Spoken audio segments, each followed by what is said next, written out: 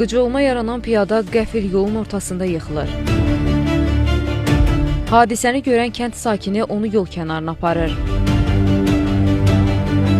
Elə həmin vaxt avtomobili ilə hərəkətdə olan polis əməkdaşı hadisənin şahidi olur. O, maşını təhlükəsizlik məqsədi ilə həmin şəxsin qarşısında saxlayır və dərhal köməyə tələsir.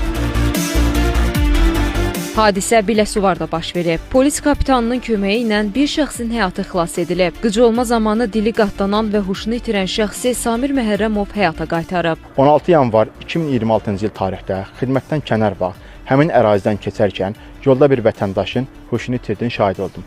Dərhal yaxınlaşaraq təcili tibbi yardım gəlinə kimi ona ilkin tibbi yardım göstərdim.